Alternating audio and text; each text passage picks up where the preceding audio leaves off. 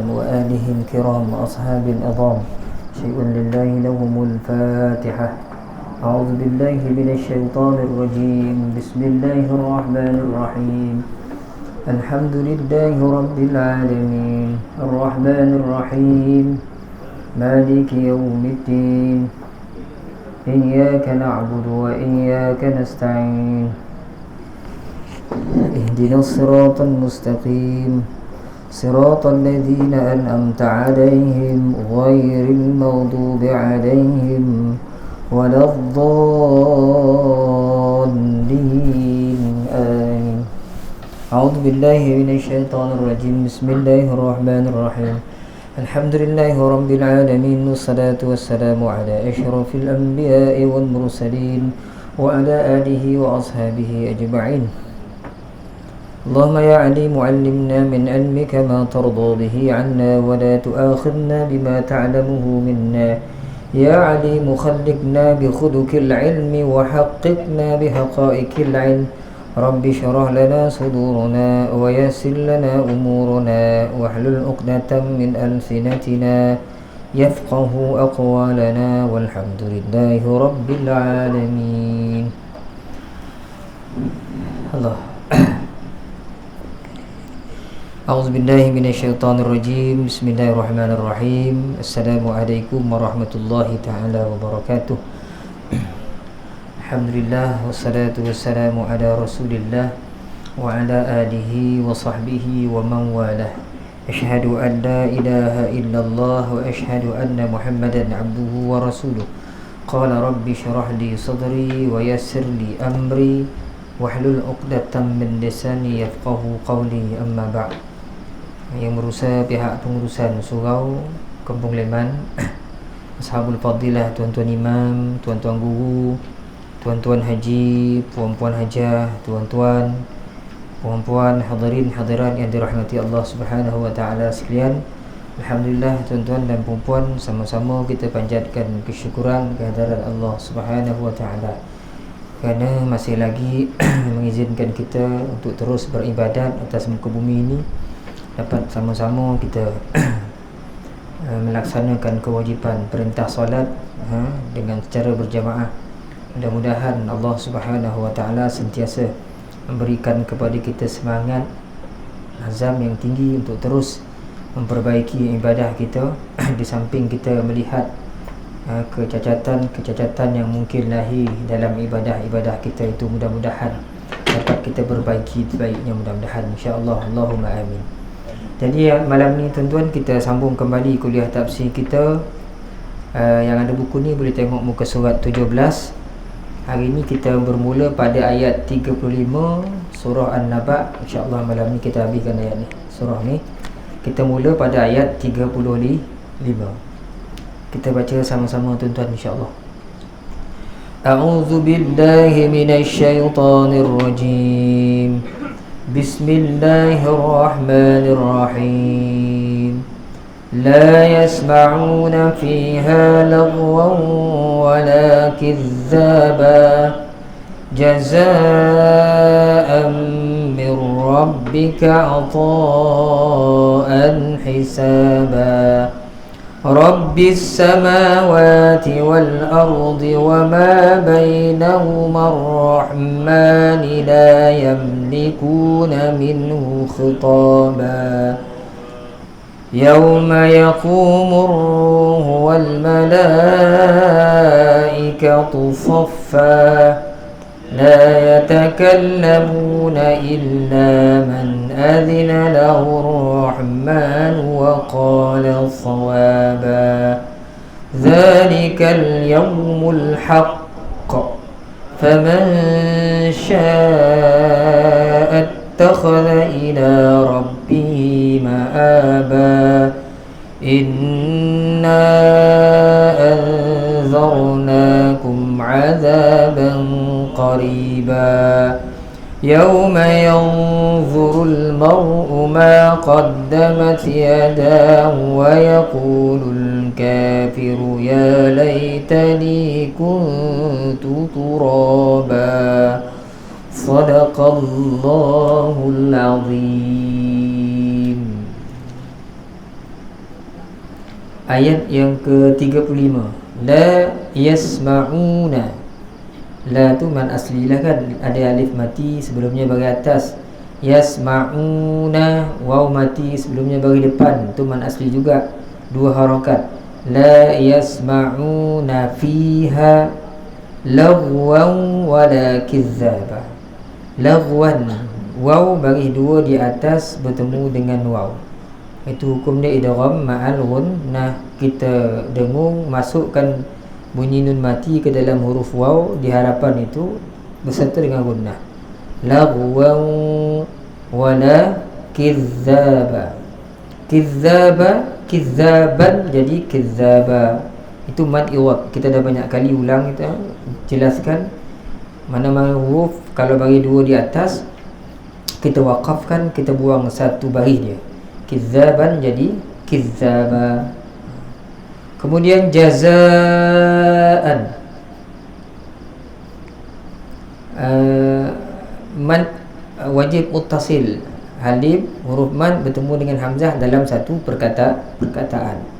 Kita baca dengan 4 harakat. Jazaa, jazaa'an min rabbik. Amir rabbik bagi dua di atas bertemu dengan mim, idgham ma'al gunnah. Jazaa'an min rabbik, nun mati bertemu dengan ra. Dulu kita dah bincang, apabila nun mati tu tak ada tanda mati, itu tanda kita baca dengan dengung, kecuali kalau di hadapan nun itu ada huruf lam dan ra, macam ini. Jadi nun ni sepatutnya kita dengungkan, tak ada tanda mati dia. Tapi oleh kerana ra di harapan, maka ra tu menegah dengung. Kita akan baca jazaa'an mir rabbika, bukan mir macam nak dengung dengan ra kan. Mir rabbika ata'an. Ata'an sama dengan jazaan, 4 harakat. An hisaba bagi dua hamzah, bagi dua di atas bertemu dengan ha, itu izhar halqi, kita baca dengan jelas dan nyata tanpa dengung. Ata'an hisaban jadi hisaba. Maka jadilah bacaan dia lebih kurang bunyi dia tuan-tuan. Bismillahirrahmanirrahim. La yasma'una fiha lagwan wala kizzaba. Jazaa'an min rabbika ata'an hisaba. Sadaqallahul azim. Itu dari sudut ilmu tajwid. Mari kita tengok pula dari sudut tafsirannya berdasarkan apa yang dicatatkan oleh Ustaz Ahmad Sun Haji ni, dan juga dengan bantuan Tafsir Muni yang dikarang oleh Dr. Wahbah Zuhaili. Ayat 35 diterjemahkan, di dalamnya mereka tidak mendengar perkataan yang sia-sia dan tidak pula perkataan dusta. Jadi kita masih lagi bincang tentang keadaan ahli syurga. Sebelum ni kita dah bincangkan dulu dalam taman-taman, kebun-kebun buah anggur.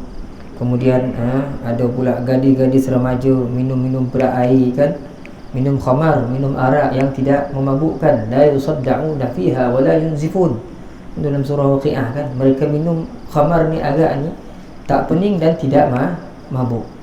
Jadi dalam ayat 35 ni masih lagi menyambung cerita kisah ahli syurga, di mana di antara keadaan mereka di dalam syurga itu, mereka di dalamnya tidak mendengar perkataan yang sia-sia dan tidak pula perkataan yang dusta.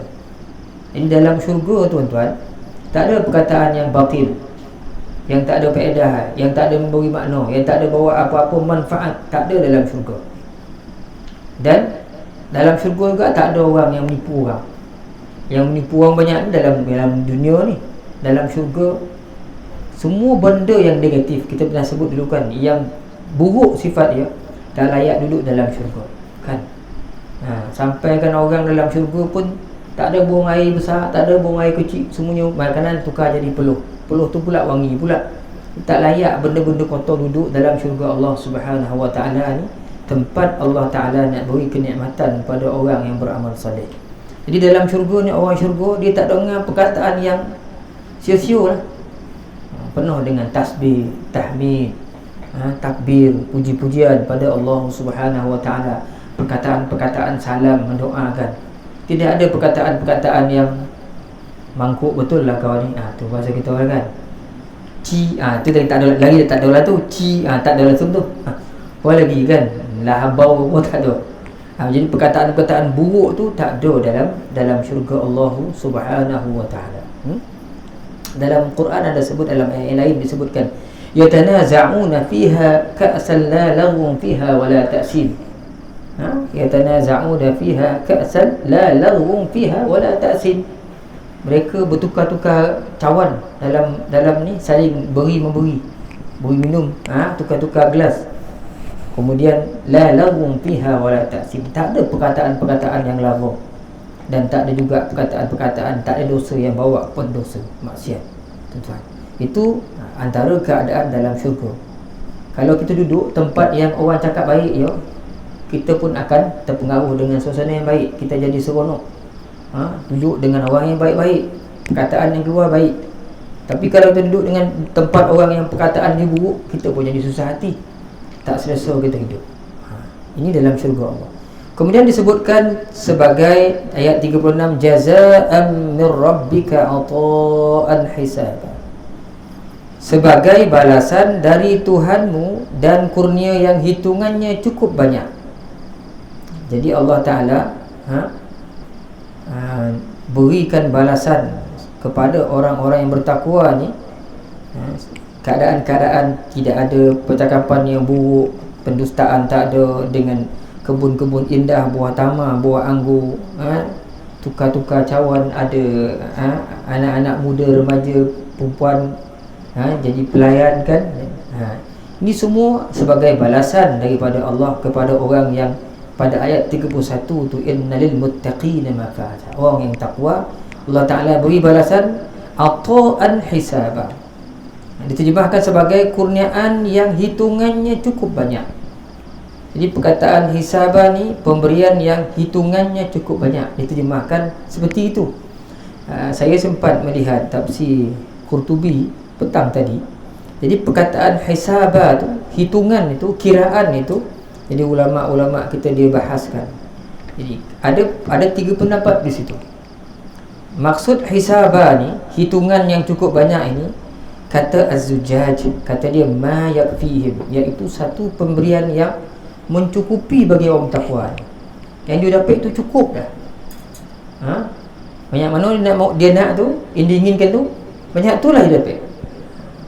Pemberian yang cukup, tak ada kurang kepada ahli syurga. Itu kata Zujjaj. Al-Kalbi pula mengatakan bahawa maksud hisaba ni, katanya fa'ata hasabahum fa'atahum bil hasanati asyra. Allah Ta'ala kira semua kebaikan tu, kemudian Allah Ta'ala hitung, Allah Ta'ala beri mereka dengan satu kebajikan digandakan menjadi 10. Banyak kebaikan orang buat tu, dia akan dapat 10 gandaan. Lagi melampau-lampau pemberian itu. Itu kata Al-Kalbi, balasan daripada Allah. Pendapat Mujahid rahmatullah alaihi, Imam Mujahid menyebutkan maksud hisaba ni, hitungan yang banyak ni, kata dia adalah hisaban lima amilu fal hisab bi ma'nal ad. Kata dia satu jumlah hitungan mengikut amalan mereka. Banyak mana mereka buat amal, banyak itulah nanti balasan yang Tuhan beri, kata Imam Mujahid. Kesimpulannya, orang dalam syurga ni, dia akan dapat pembalasan daripada Allah, pembalasan yang memuaskan hati dia. Tidak ada berkurangan, bahkan tambah ada, mencukupi untuk apa yang mereka inginkan. Itu maksud ayat jazaa'an min rabbika ata'an hisaba. Jadi Allah Subhanahu wa ta'ala mengurniakan ganjaran kebaikan kepada orang-orang yang bersusah payah. Masa kita mempunyai dulu buat kebaikan, maka Tuhan beri balasan kebaikan. Itu salah satu tanda-tanda keadilan Allah Subhanahu wa ta'ala. Dia takkan biarkan bagi orang yang tak beramal dengan orang beramal sama kedudukannya. Kan? Sampai orang yang tak beramal tu sebut, dah khabar dulu, hidup tu sekali. Kau biar bonang. Sama kita standard ni tak ada. Tak dapat cakap macam tu. Maka itu tak menunjukkan keadilan Tuhan. Allah Ta'ala dia adil. Yang bersusah payah buat kebaikan, maka dia akan dapat ganjaran sesuai dengan kebajikannya. Hal tujzauna illa ma kuntum ta'malun. Kamu semua tidak akan diberikan balasan oleh Allah melainkan sesuai dengan apa yang kamu lakukan. Kalau kamu buat jahat, jahatlah, buruklah balasannya. Kalau baik, baiklah balasan. Kemudian pada ayat yang ke-37, Tuhan yang mentadbirkan langit dan bumi dan apa yang ada di antara keduanya, yang maha pengasih, mereka tidak berupaya berkata-kata dengan dia. Jadi pemberian tu datang daripada Tuhan yang mentadbir langit, bumi dan apa yang ada di antara kedua-duanya. Ada di antara keduanya, sehingga kan pada ketika itu semua hamba makhluk tidak berupaya berkata-kata dengan dia. Tak ada yang berani bercakap depan Allah Subhanahu Wa Taala tanpa keizinan daripada Allah Subhanahu Wa Taala. Tanpa keizinan daripada Allah Subhanahu Wa Taala. Jadi dalam dalam catatan Ustaz Ahmad Sun Haji ni, kita bacalah sikit, dia tulis apa sini. Ni, dalam syurga mereka tidak pernah mendengar kata bual kosong dan sia-sia, apalagi kata-kata dusta, jauh sama sekali. Kerana syurga itu merupakan perkampungan yang sejahtera.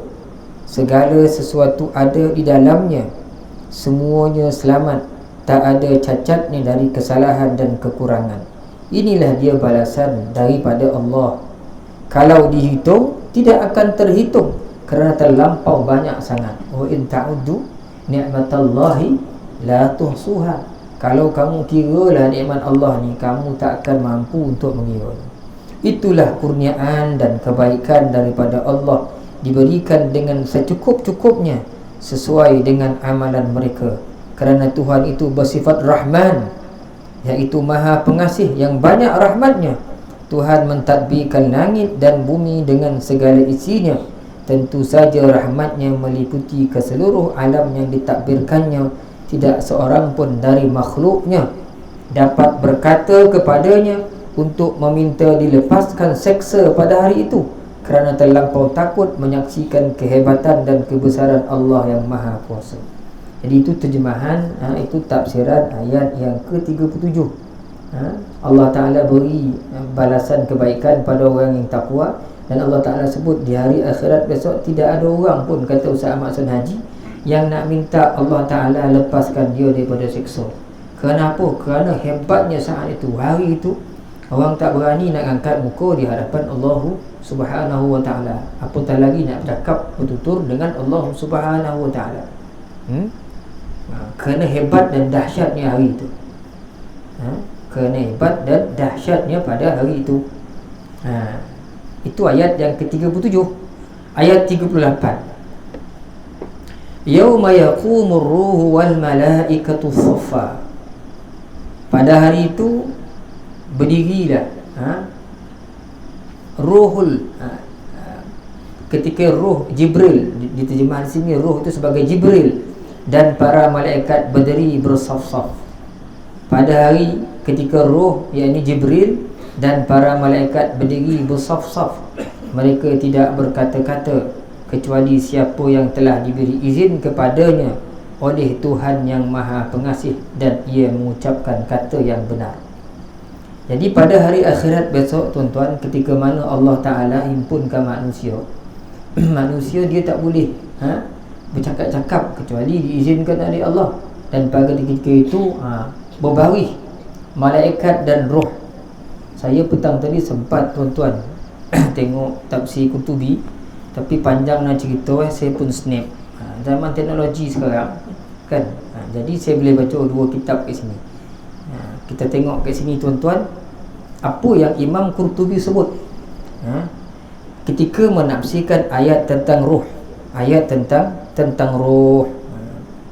Jadi pada ayat roh tu, perkataan roh tu di sini diterjemahkan sebagai Jibril, tetapi dalam tafsir Qurtubi ini disebutkan ada 8 pendapat. Ulama di sisi pendapat banyak. Kalau dalam tafsir Muni kita boleh banyak buat comparekan, banding beza tuan-tuan.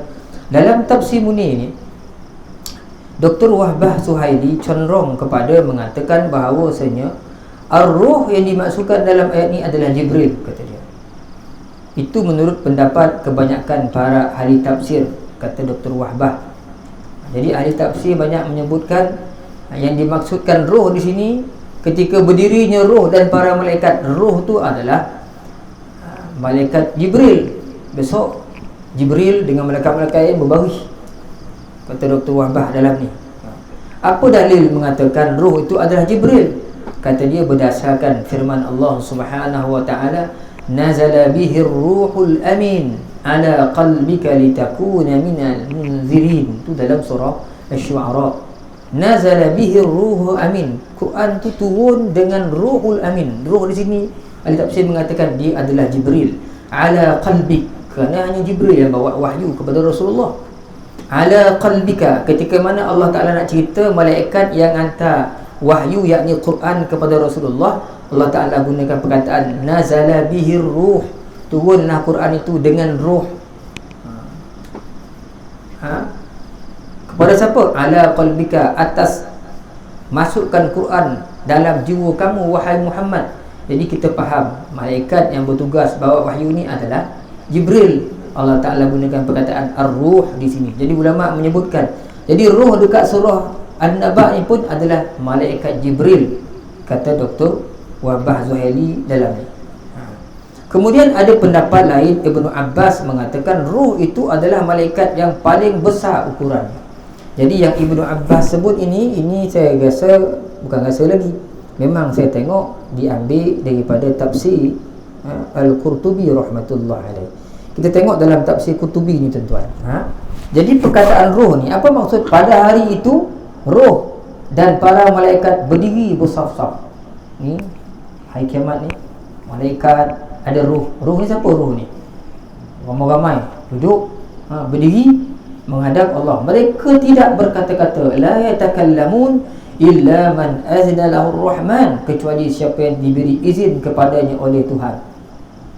Hari itu semua senyap, tunduk ya. Jadi Imam Qurtubi bawa pandangan ar-ruh itu yang berdiri bersama malaikat tu. Ruh tu kata dia, pertama, annahu malakun minal malaikah, dia seorang malaikat daripada malaikat-malaikat yang lain, jenis malaikat.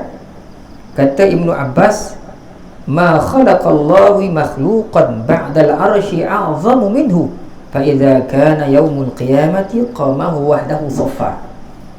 Ibnu Abbas menerangkan pendapat yang pertama, kata seorang malaikat.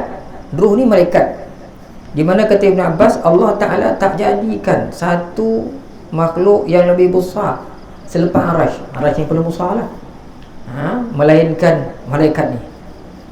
Dan di hari kiamat besok, qama huwa wahdahu saffa, dia baris, dia seorang adalah satu barisan tu. Dia seorang satu barisan tu, kemudian malaikat-malaikat yang lain.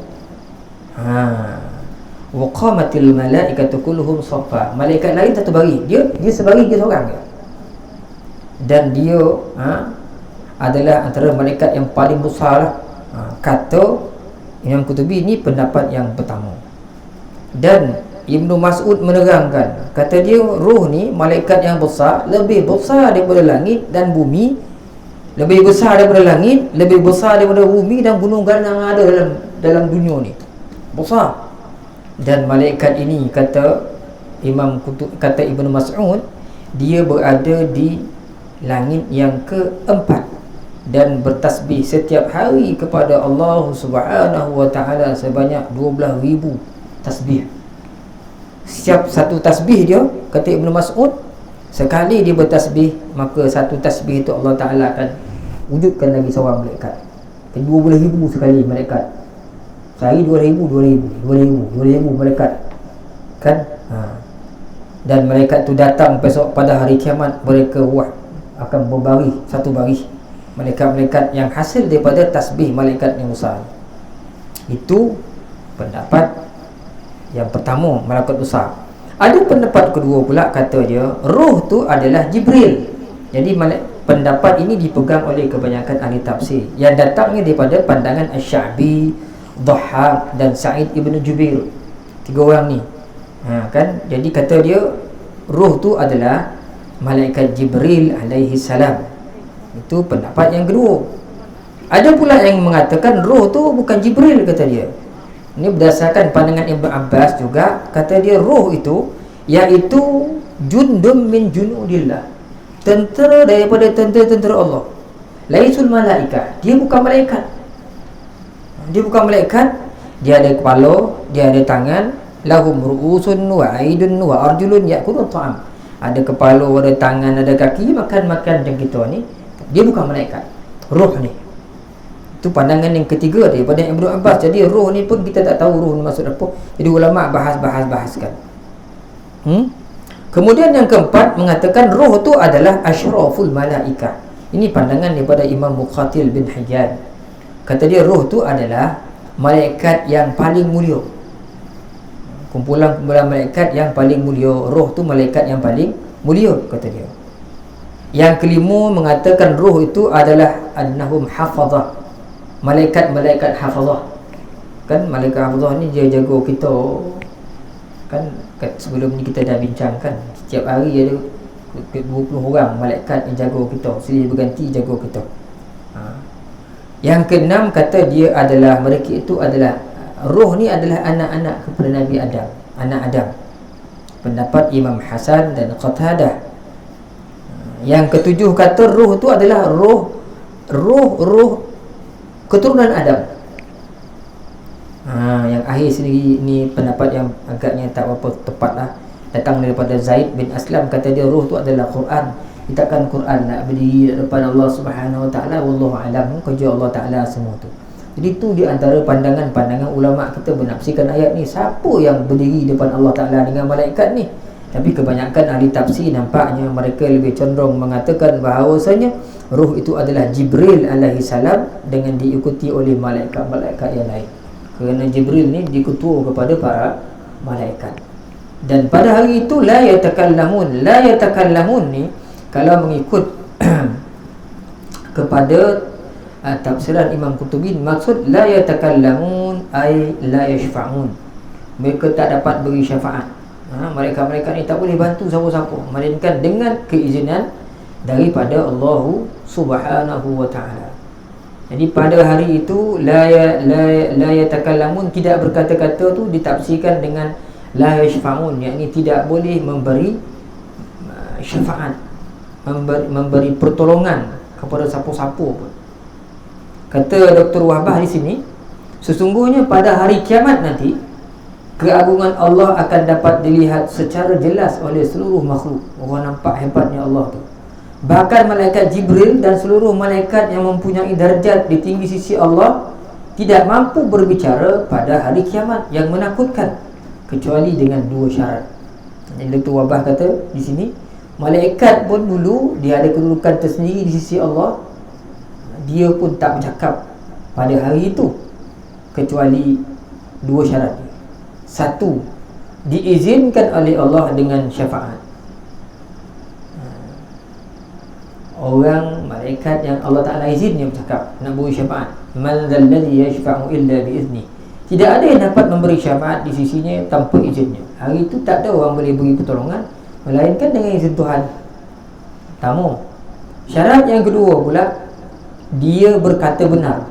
Maksudnya hendaklah dia berkata benar jika izin tersebut bagi orang yang memberi syafaat, dan hendaknya orang yang diberi syafaat itu adalah orang yang berkata benar selama di dunia.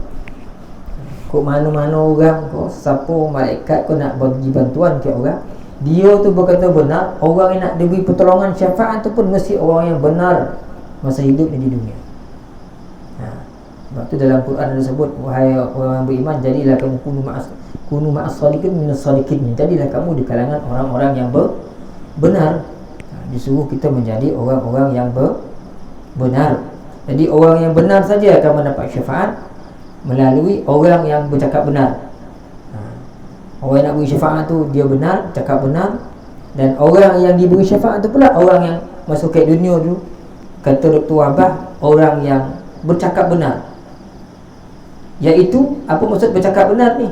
Bersyahadah dengan kalimah tauhid la ilaha illallah, jika izin tersebut adalah untuk orang yang diberi syafaat. Jadi maksud berkata benar ni maksudnya orang yang mengakui ketauhidan Allah Subhanahu wa ta'ala, keesaan Allah Subhanahu wa ta'ala, orang yang mengucap la ilaha illallah. Itu tafsiran ayat yang ke-38. 39, zalikal yawmul haqq faman syaa'a attakhadha ila rabbih ma'aba. Itulah hari yang benar, yang pasti terjadi, maka barang siapa yang menghendaki kebaikan, nescaya dia menempuh jalan kembali kepada Tuhannya. Jadi itulah hari yang benar-benar akan terjadi, pasti terjadi hari kiamat tu besok. Semua manusia akan dihimpunkan di hadapan Allah Subhanahu wa ta'ala, dihisab, dihitung segala amalan dan diberikan ganjaran sesuai dengan apa yang mereka kerjakan, lakukan semasa hidup di dunia. Kan?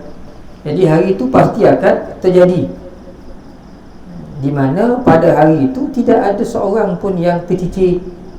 Tak ada orang itu dapat dia menyuruh hari itu, mana nak nyuruh ni, tompek gato ya. Kan bumi pada hari itu seolah-olah seperti roti, seperti pasir putih, puas, kiri kanan depan belakang dalam bentuknya yang sama. Jadi tak ada orang nak nyuruh, nak lari-lari daripada penghakiman Allah Subhanahu wa ta'ala pada ketika itu. Zalikal yawmul haq, hari yang pasti terjadi. Allah Ta'ala sebut faman syaa'a ittakhadha ila rabbih ma'aba. Siapa yang hendak kebaikan, nescaya dia menempuh jalan kembali kepada Tuhan. Selepas mana Allah Ta'ala cerita keadaan orang takwa, keadaan neraka Jahannam, siapa yang betul-betul nak Tuhan, dia akan cari jalan menuju Tuhan. Hari ini tuan-tuan, orang bukan tak tahu apa yang nama kebaikan.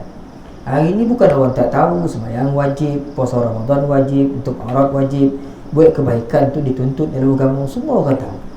Orang yang siuman, kalau diberikan dua perkara, disuruh kita klasifikasikan mana baik mana buruk, semua orang akan tahu, kecuali orang tu tak berapa siuman. Tetapi malangnya dalam keadaan kita berpengetahuan tu, ada ramai orang tak minat dengan kebaikan. Semua orang tahu kalau dia nak mudah di akhirat besok, dia kena bersusah payah di atas muka bumi ni. Falyadhaku qalilan walyabku katsira. Quran menyebutkan, hendaklah kamu ketawa sikit dalam muka bumi ni, nangis banyak-banyak. Kan? Ad-dunya sijnul mu'min wa jannatul kafir. Dunia ni patut dia menjadi penjara kepada orang beriman. Tiba-tiba ada orang beriman merasakan dunia ni menjadi syurga kat dia. Yang itu silap. Kalau orang beriman dia dah rasa seronok duduk dalam muka bumi ni, ketahuilah dia dah ditipu oleh dunia. Wa mal hayatud dunya illa lahwun wa la'ib. Tidak adalah kehidupan dunia tu melainkan lahwu, perkara yang lara, wa la'ib, dan main-main je. Wa inna ad-daral akhirata lahiyal hayawan law kanu ya'lamun.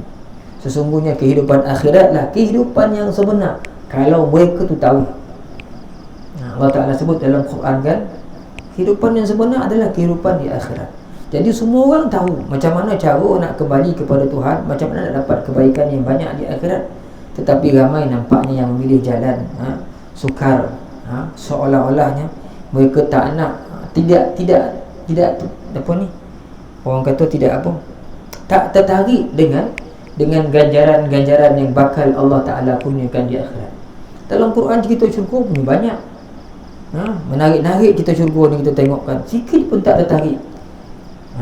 Itu maknanya orang tu apa, tak langsung, tak nak, dia tidak mencari jalan kepada Tuhan. Jadi Allah Ta'ala sebut hari kiamat tu betul-betul akan berlaku. Kalau betul-betul kau nakkan kebaikan, kau pasti akan menempuh jalan kembali kepada Tuhan. Jadi mana-mana yang dah jauh tersosial tu, kembalilah ke pangkal jalan, carilah Allah Subhanahu wa ta'ala. Ini semayang tak ke mana, betul pula aurat tak tutup, itulah perlakuan kasar, bila berkawan menyakitkan, bercakap menyakitkan hati, bertindak mencederakan orang.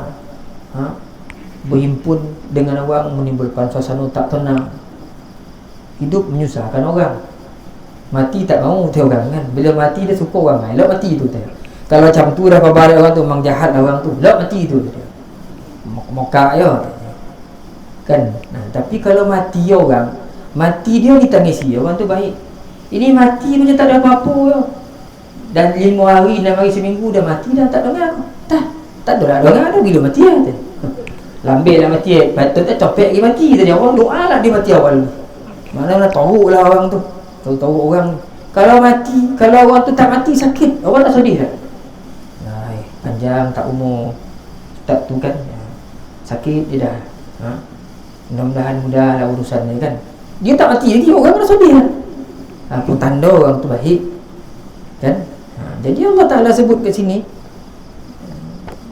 kiamat tu pasti berlaku, maka carilah jalan untuk menemui Tuhan. Tak ada jalan senang tuan-tuan. Tuan-tuan kena tutup aurat, tuan-tuan kena baca Quran, kena tasbih banyak-banyak, kena zikir banyak-banyak, kena apa lagi, istighfar banyak-banyak. Orang tidur, kita bangun kan. Ke tengah-tengah orang berdongku malam-malam, kita baca Quran. Orang tak bangun, kita bangun pagi, kita pergi masjid, kita pergi surau. Orang selesa dengan hidup kita rasa macam susah kan, nak bangun, nak itu, nak ini, buat macam-macam kita nak buat. Tapi semua itu tidak ada satu pun kebaikan yang kita buat Allah Ta'ala sia-siakan. Semuanya akan diberi. Itu sebab itu tuan, bila kita buat ibadah ni, kita rasa letih, sakit, rasa longoh, rasa kadang-kadang malal jemu tu, kita kena ingat semua kesusahan kita dalam apa yang kita namakan ibadat ni, semuanya akan Allah Ta'ala balas.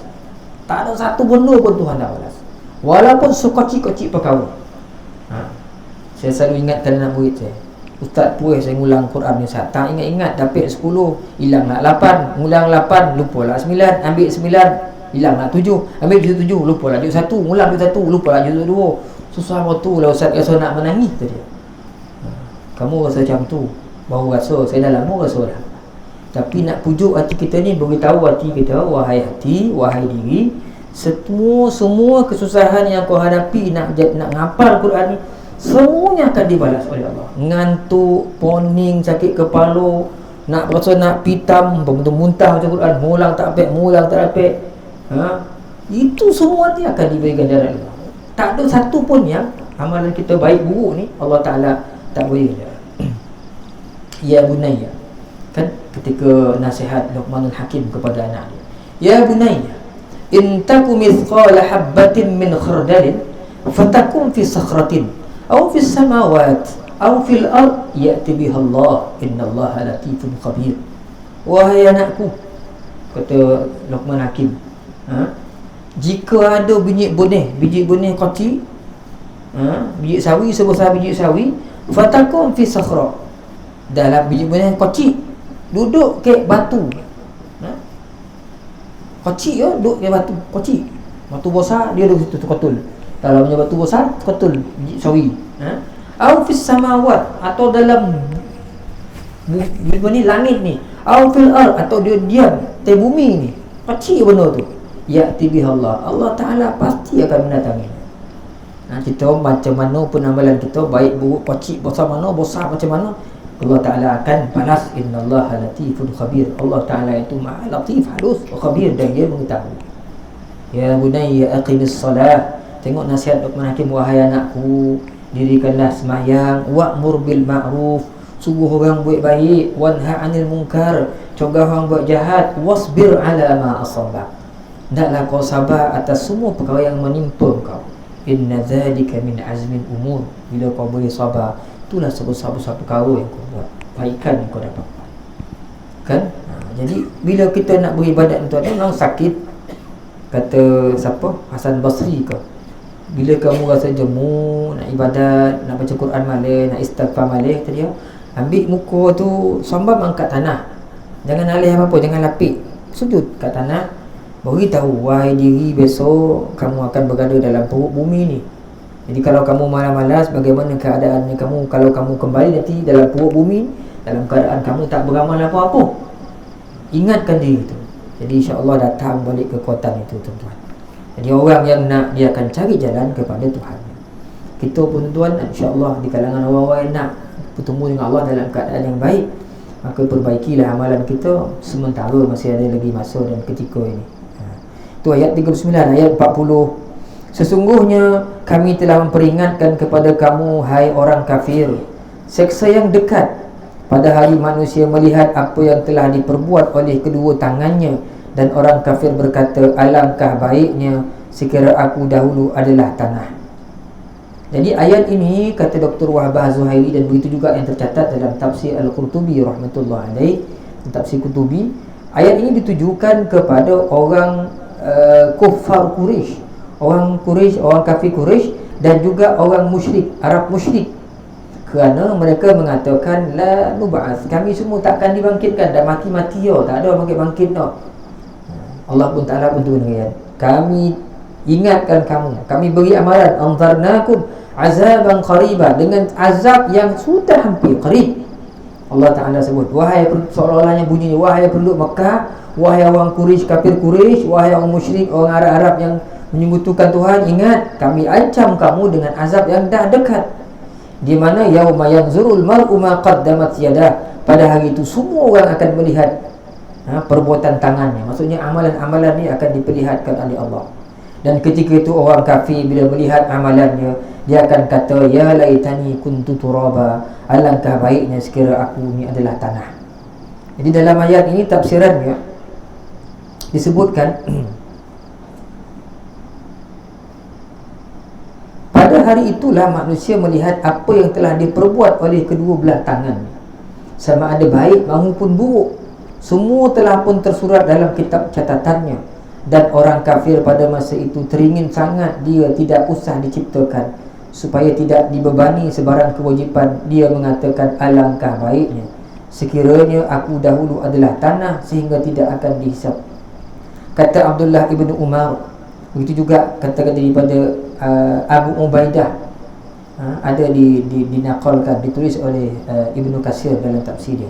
Pada hari kiamat bumi terbentang, kata Abdullah bin Umar, anak Sayyidina Umar, semua binatang buas sekalipun, yang buas sekalipun dikumpulkan. Mana bukan orang ya, ni pendapat Ibnu Umar, binatang pun dikumpulkan. Kemudian diadakan perbicaraan di kalangan binatang-binatang itu, yang masing-masing diberi menuntut bela, hingga seekor kambing menuntut bela kepada kambing yang menanduknya. Dulu kambing tu kena tanduk. Dulu, ya Allah, dia tanduk, saya tengah makan, tanduk dalam belakang, sakit punggung saya. Hari ni saya nak tanduk dia pula. Macam itulah cerita ni. Nak cerita hadis lah ni. Apabila selesai membalas, bila kambing dah tanduk, kambing menanduk yang masuk ke dunia tu, kata Ibnu Umar, jadilah engkau tanah. Allah Ta'ala pun bukakan jadi tanah. Orang kafir tengok apa yang berlaku ni kepada haiwan-haiwan ni. Kata Ibnu Umar, akhirnya bila dia tengok kambing-kambing tu, haiwan-haiwan lain dah jadi tanah, orang kafir pun kata, alangkah baiknya sekira aku menjadi tanah. Kenapa keluar perkataan ni? Kerana mereka dah nampak dah dahsyatnya azab yang akan menimpa mereka. Dia takut, ya Allah, kalau jadi orang guna bakar masaklah kita ni. Takut orang kafir pada ketika itu. Ni kalau hidup tak mati-mati masalah juga. Orang kafir ni dah nampak dah. Dalam Al-Quran juz surah juz 2 juz 3 Allah Ta'ala sebut, yauma tajidu kullu nafsin ma 'amilat min khairin muhdara wa ma 'amilat min su'in tawaddu law annaha wa bainahu amadan ba'ida wa yuhadzirukumullahu nafsah. Kan Allah Ta'ala sebut, pada hari besok semua manusia akan tengok, yauma tajidu kullu nafsin ma 'amilat min khairin muhdara wa ma 'amilat min su'. Benda baik yang dia buat, benda buruk yang dia buat, semuanya dia akan jumpa besok di akhirat. Dan bila dia nampak perbuatan buruk dia, sampai dia cakap, alangkah baiknya kalau aku tak jumpa amalan buruk aku ni. Biar ada jarak sikit, tengok banyak perbuatan buruk ni. Orang-orang kafir tu, lantas mereka berdoa, kalau boleh mereka berhajat, kalau boleh ya Allah biar aja tanah ya, tak ada apa-apa dah. Tak nak kena azab, nak kena seksa ya Allah Ta'ala dah. Kenapa? Kerana takut pada azab Allah Subhanahu wa Ta'ala. Kerana beratnya siksa yang dideritai itu, orang-orang kafir seperti Ubay bin Khalaf, Uqbah bin Abi Mu'idh, Abu Jahal dan Abu Salmah bin Abdul Asad Al-Makhzumi akan berkata, aduh, andai saja aku dulu adalah tanah, Dia berangan-angan andai saja tidak menjadi seorang manusia, andai tidak menjadi seorang manusia tetapi menjadi tanah. Itu dicatatkan oleh Dr. Wahbah Zuhaili. Kerana takut pada Allah, mereka berdoa, ya Allah ya Tuanku, jadi tanah lah, jadi orang susah lah, kena bakar semua kan. Nampak dah, nampak ketakutan orang-orang musyrik Mekah itu. Setengah kaul mengatakan bahawa orang kafir di sini ialah iblis. Jadi maksud orang kafir ini adalah iblis, katanya, kerana dia dahulu telah mencela Adam yang dijadikan daripada tanah, sedangkan dia bermegah kerana dijadikan daripada api. Qala ma mana'aka alla tasjuda iz amartuka qala ana khairum min khalaqtani min nar wa khalaqtahu min tin. Ketika mana ditanya oleh Allah, ma mana'aka alla tasjuda iz amartuk, apa yang menghalang kau wahai iblis untuk tidak sujud kepada Adam? Iblis dengan sombong menjawab, khalaqtani min nar wa khalaqtahu min tin. Kamu jadikan aku ya Allah daripada api, dia tu daripada tanah ya. Dah lah tanah, lepas tu lah campur-campur daripada sampai 9 ke 7 jadi tanah. Tanah kering ada, tanah basah ada, tanah liat ada, tanah hitam ada, semua buat Adam. Jadi iblis nampak, tahu. Ada dikatakan dalam satu riwayat ni kan, bila Allah Ta'ala buat Adam tu, buat tak ada lagi roh tu, iblis lalu lalang tu, tengok bondo nak dibuat Allah Ta'ala ni kan, tengok itu tu bondo, dia tu bondo, dia tu koreh macam tu, dia tengok Tuhan nak buat apa ni, buat apa ni kan. Tak tahu lagi, sebab mana ada makhluk tahu benda akan datang. Dia tengok, setiap hari tengok jalan, berjasad pula dia, korek dikorek kat tengah ni, gerudi apa dalam ni, samu tanah semua, tutup balik. Ada riwayat macam tu lah, qila dikatakan tutup balik. Sebab bila masuk roh ni, tanah tu yang tu tercabut, jadilah tu saya orang lah kata kan. Iblis pun tengok benda rupa yang Adam rupa, barulah dia tahu Allah Ta'ala jadikan manusia. Lepas tu dia tak nak sujud, tanah tu ni dia nak korek pusat dulu dah ni kan. Tak nak sujud pada Nabi Allah Adam AS, sehingga dia tak nak sujud. Allah Ta'ala qala, laknat dia, qala fahbit minha fama yakunu laka an tatakabbara fiha fakhruj innaka minal. Kata Allah Ta'ala, kau tak layak duduk dalam syurga ni, keluar kau dari syurga ni. Kau tak layak untuk takbur dalam syurga ni, keluar. Kau adalah orang yang hina. Sehingga akhirnya disebut pada Allah, qala rabbi anzirni ila yaumil ba'tsun, qala innaka minal munzirin, qala bima aghwaytani la aqdanna lahum siratal mustaqim. Tak apa kalau kau minta tangguh, tak mati-mati aku bagi kau panjang umur, kata Allah. Oleh kerana kau dah bagi aku tangguh ya Allah, aku akan sesatkan semuanya Adam. Thumma la'atiyannahum min bayni aydihim wa min khalfihim wa an aymanihim wa an shamalihim wa la tajidu aktsarahum syakirin. Jadi ulama-ulama tasawuf, tak salah saya, menceritakan pintu-pintu syaitan ni masuk dalam badan manusia itulah min aydihim, daripada depan kita, iaitu lubang mata, lubang hidung, mulut, kanan kita lubang telinga, kiri kita lubang telinga, belakang kita lubang dubur, depan ada faraj semua. Ini semua lubang-lubang ni tempat syaitan datang menggoda manusia. Ada pendapat yang mengatakan begitu. Jadi bila Adam ni buat, dia tak nak. Jadi pendapat kata kafir dalam ayat ni, wa yakul kafir ni adalah iblis. Ada pendapat mengatakan begitu. Sehingga akhirnya bila iblis berkeadaan dia tengok, maka pada hari kiamat setelah dilihatnya Adam bersama anak cucunya yang beriman itu mendapat pahala dan rahmat, sedangkan iblis itu berkeadaan sengsara dan terseksa, dia pun meratap. Ada saya baca dalam buku mana dalam warna masa kecil-kecil dulu kan. Dan akhir besok Allah Ta'ala pun iblis nak dimatikan, dilolah ada Israel. Tapi janganlah bayangkan Israel itu melolah iblis tu macam kita main polisentri lah kan. Lari ke pokok mangkuk kan, pergi masuk pokok apa, pergi labu masuk labu pokok nangkuk, pergi ke pokok ni rembio, jatuhlah dalam sungai, bangun lagi. Kau tu nak bikin jatuh Allah Alam kan. Dia lari ni, iblis ni, dia tak nak cabut nyawa. Jibril lolah cari tu, kejar dia lari-lari, akhirnya dia pergi ke kubur Nabi Adam. Sebab nak minta maaf, nak minta ampun, dia pun sujud ke situ. Sujud dia, tarik nyawa. Qila, dikatakan begitu. Jadi cerita-cerita dulu-dulu banyak waktu tu gitu kan, tak mana dapat cerita Tak tahu dah cerita-cerita orang tu pakar-pakar sejarah ni ramai kan. Jadi dia nak datang nak cari kubur Nabi Adam tu, nak minta ampun lah kalau dia tak nak sujud, dia nak sujud. Dia pun duduk sujud itu. Sujud itu tarik nyawa matilah dia. Kan berakhirlah iblis.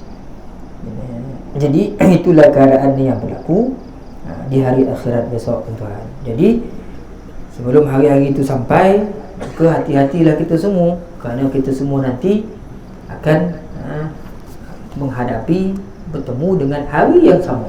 Tak ada orang seorang pun yang akan yang lari. Akhirnya tuan-tuan, sebelum kita berhenti, saya ingat dah pukul 8.30, kira sejam dah, kita baca sikit surah An-Nazi'at ni, pangkal lah kan. Esok kita tafsirkan apa surah An-Nazi'at. Jadi lepas surah An-Naba, tuan-tuan, kita akan jumpa dengan surah An-Nazi'at. An-Nazi'at ni maksudnya maksud Nazi'at ni pencabut nyawa. Di lepas ni, minggu-minggu akan datang, kita akan bincang pula tentang malaikat pencabut nyawa, yang mencabut nyawa orang-orang beriman. Macam mana pula malaikat cabut nyawa orang-orang yang kafir pada Allah Subhanahu wa ta'ala. Jadi malaikat-malaikat ni Allah Ta'ala gunakan alat untuk bersumpah, wan nazi'at. Jadi waw tu, waw sumpah tu, demi malaikat yang mencabut nyawa dengan keras. Jadi surah An-Nazi'at ni adalah surah yang ke-79 daripada ayat 114 surah, mengandungi 46, mengandungi tuan-tuan 46 ayat. Turun di Makkah, dan surah ini dikabarkan turun selepas turunnya surah An-Naba. Ayat ni, surah ni turun, khabarnya diturunkan selepas turunnya surah An-Naba. Jadi dalam surah ini nanti akan diceritakan juga keadaan orang-orang musyrik mengingkari hari kebangkitan, dan juga diceritakan juga keadaan-keadaan manusia menjadi dua kelompok disebutkan di sini besok. Dalam surah An-Nazi'at ni, insya-Allah Allah Subhanahu wa ta'ala dalam firman ni menceritakan kepada kita secara panjang lebar ni sampai 46 ayat, insya-Allah tuan-tuan. Panjang umur, murah rezeki, nanti kita akan baca pula surah An-Nazi'at. Saya ingat cukuplah sekadar tu pada malam ini. Mohon ampun, mohon maaf kalau ada terkasar bahasa. Yang baik datang daripada Allah Subhanahu wa ta'ala, yang lemah sebarang kekeliruan, kesilapan, kekhilafan datang daripada kelemahan saya sendiri. Jadi tuan-tuan, kalau ada perkara-perkara yang saya sampaikan bertentangan dengan pengetahuan tuan-tuan, pemahaman tuan-tuan, maka buanglah jauh-jauh. Tapi kalau ada yang serupa, sama, tuan-tuan bisa fikirkan baik, tuan-tuan terimalah, jadikan pengajaran. Mudah-mudahan kita mohon ampun pada Allah sepanjang majlis ni, andainya ada kesilapan-kesilapan kita semua. Mudah-mudahan Allah Ta'ala mengampunkan kita, dan kita berdoa pada Allah, mudah-mudahan dengan berkat majlis-majlis ilmu yang kita hadiri ini, Allah Subhanahu wa ta'ala akan menjadikan umur saki baki umur kita ni menjadi umur yang penuh dengan keberkatan dan membawa manfaat, insya-Allah. Aqulu qawli hadza, astaghfirullah li wa lakum. Assalamualaikum warahmatullahi taala wabarakatuh.